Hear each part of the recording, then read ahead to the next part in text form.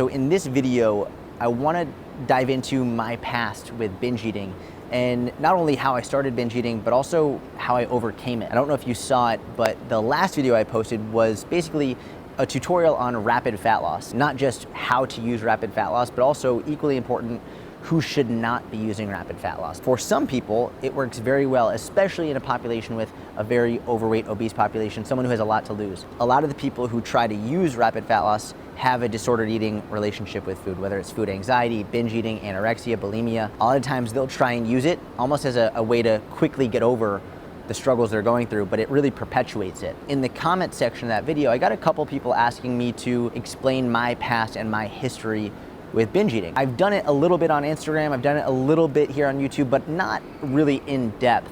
And I thought, okay, you know what? I really want to be open and honest with you. And hopefully what'll happen is I'll explain how I started binge eating, sort of the patterns that led up to it, the situations in my life that led up to it. Equally important, how I got out of it. And not only how I got out of it, but specifically how I've been able to prevent myself from getting back into those habits for years and years and years. So I hope you enjoy the video. If you have any questions, leave them in the comments. Let's get into it. So we're gonna have to go back a long, long time because I really got into fitness when I was very young. And if you've listened to my podcast, I talk about this a lot. I got into fitness really starting at 8 years old.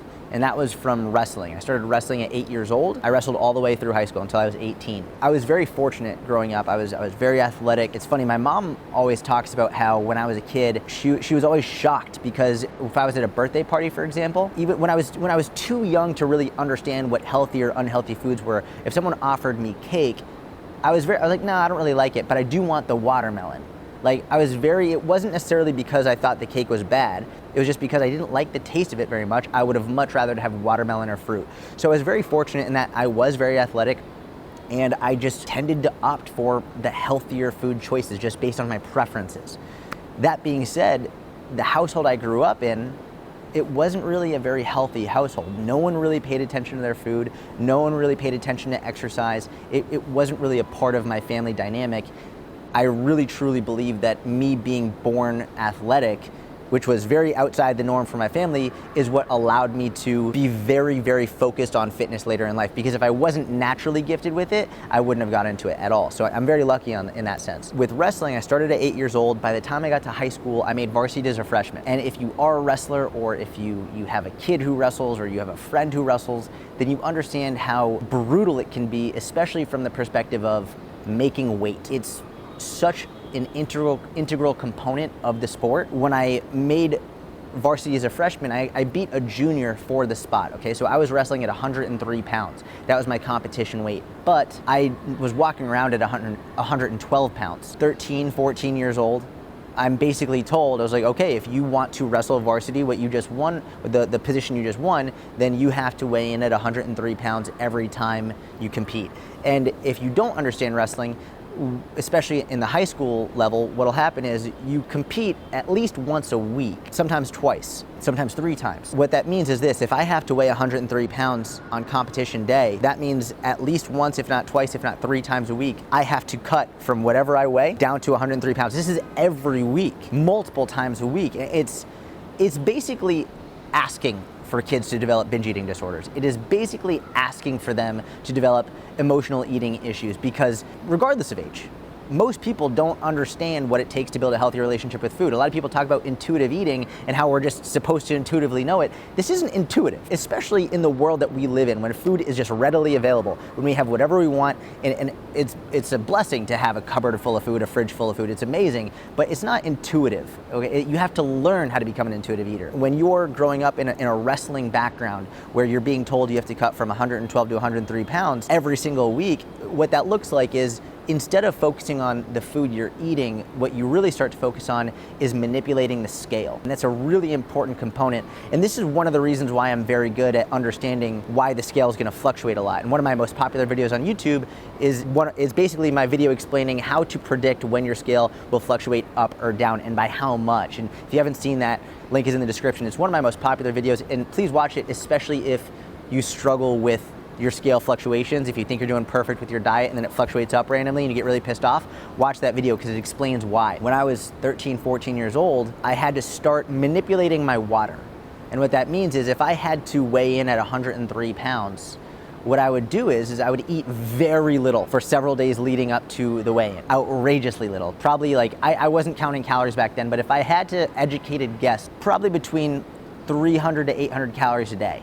And it's so funny because I think back to it now, I'm like, how in the fuck did I do that? Like, there are things that I did back then that were just so outrageous, that were just like that required so much discipline and self-control that there's no way I could do it now. That's what I do, but probably between 300 to 800 calories a day, not to mention a 2-hour plus wrestling practice plus lifting session afterwards. I was without question in like eating negative amount of calories based on how many I was burning. So let's say I went from 112 to 106 pounds, mostly based on water weight loss over that time frame. Now I had another 3 pounds to cut. And those 3 pounds would come from water, sitting in a sauna, spitting in a water bottle, wrapping myself in a trash bag and running upstairs for a couple hours at a time. I mean, this is what I did. It's what I did and what a lot of wrestlers unfortunately still do. That, needless to say, perpetuated an absolutely outrageous fear of food. What would happen was after I weighed in, I would eat unbelievable portions, like tremendous portions, to the point where like someone could watch me eat and be like, how in the fuck can you fit all of that into your body when you weigh 103 pounds? But what would happen is I'd weigh in at 103 pounds. By the next day, I'd easily be back up to 112 without question, and usually within hours. Now there's what's called like a 3 pound allowance, and this is getting a little bit outside the scope of the video, but from the moment I weighed in, I would weigh in the morning, for example. I'd weigh in at like 7 a.m. and then the competition wouldn't be until like 5 or 6 p.m. that night. So I'd weigh in at 7 a.m., I'd weigh 103. I would have a 3 pound allowance where I was allowed to weigh up to 106 right before the competition. But if you think about it, like 3 pounds sounds like a lot, but it's really not. If I'm completely depleted of water, completely depleted of food, I weigh in at 103 pounds. If I drink a 16-ounce bottle of water, that's already 1.5 pounds. And I'm not gonna pee after that. Like, my body's just soaking it all up, like, thank God you're feeding me now. Throughout the day, you have to be very careful, but then after that second weigh-in, the one before competition, whoosh, you eat a ton. You just eat an outrageous amount. And then after the competition, later that night, you eat, because you know it's probably gonna be your last big meal, because you're gonna basically have to start cutting weight again for the next competition, which is coming in a couple of days. It's just like every week, over and over and over again, for 3 to 4 to 5 months at a time, every year. I don't regret it. I think it's a really important thing for me to say, because if I didn't go through all of that, if I didn't put myself through that, I wouldn't be where I am today. Like, I really wouldn't. And I think it's a really important thing to consider in general. I think odds are, most of the time, no matter how much you've struggled, no matter what you've been through, most people would say, I wouldn't change any of it, because I wouldn't be who I am today. And I very much believe that. So, and I wouldn't be able to help people. And I think it's one of the best things in the world. Like my binge eating video on YouTube, how to stop binge eating video, a lot of my content on Instagram, my podcasts, they've helped thousands and thousands and thousands of people, and it wouldn't have been able to happen if it wasn't for this. So I'm very grateful. What I want to do now is I want to explain sort of how I was able to get out of that. 4 years of wrestling, 4 years of cutting weight, 4 years of binging and purging over, like, how do you get out of that? To be very honest with you, when I was going through it, I didn't realize it was an issue. And that's just based on environment, right? Like, I'll never forget, like, they would bring in a doctor, right? They brought in a team doctor to weigh us before the season and tell us what weight we were able to cut to in a healthy amount. I didn't even realize it, but the team doctor was a father of one of the kids on the team. Basically, he just wanted the team to do really well. So even though he was a legitimate doctor, he was standing right next to the coach. And when he weighed us in, the coach would tell him he's gonna wrestle at this weight, and that's what the doctor would write. This goes to show, listen, I have the utmost respect for doctors, and I have the utmost respect for that man who did it, to be very frank with you. He's a great man. There's a lot of stuff that goes on behind the scenes. There's a lot of stuff that happens that just because someone has a personal trainer badge or a doctor badge or a lawyer badge or whatever, it doesn't mean that they necessarily have everyone's best interest at heart in every single moment. Based on my environment at that time, I didn't realize my relationship with food was an issue. My mom was not happy about it. She was constantly trying to figure out how to work her way around it. Meanwhile, dealing with a 13, 14, 15, 16-year-old kid who's pretty rebellious and standoffish, and wrestling was my entire life, and everyone around me was doing it. Like my best friend David was doing it. I had all of my team members were doing it. This is all my life was. It was just that. And I think a lot of times, especially when people are struggling with disordered eating and emotional eating and binge eating, a lot of times it's very difficult to admit that it actually is an issue. And it's actually difficult to admit that it's an issue, that you do it at all. Never mind that it's an issue. A lot of times people who struggle with binge eating or emotional eating, they don't tell anybody. A lot of times from embarrassment. That's why a lot of times when people binge eat, they do it alone at night when nobody's there.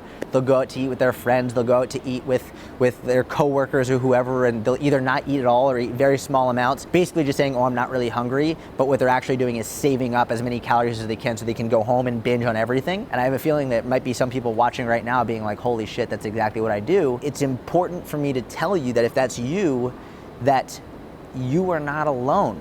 The reason that I can speak about that so vividly and clearly is because, number one, I've been through it, and number two, I know a lot of people who've been through it. I mean, I'll tell you a story about one of my best friends in the world. When he first moved to New York City, he was seriously struggling with binge eating. He was a friend of mine, he was on my wrestling team.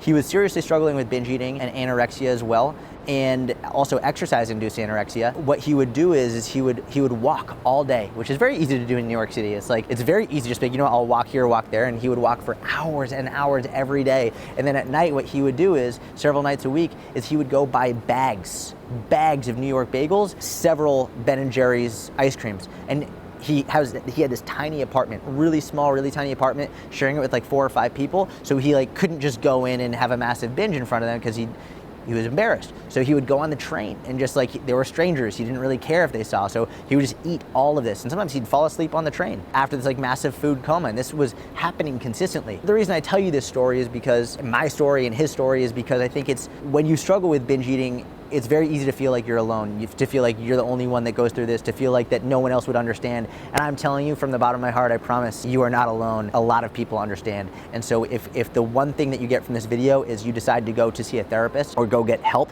for this, that would make my heart so happy, because like the first step is understanding you have an issue and then actually seeking help for it and not letting embarrassment prevent you from getting the help you need.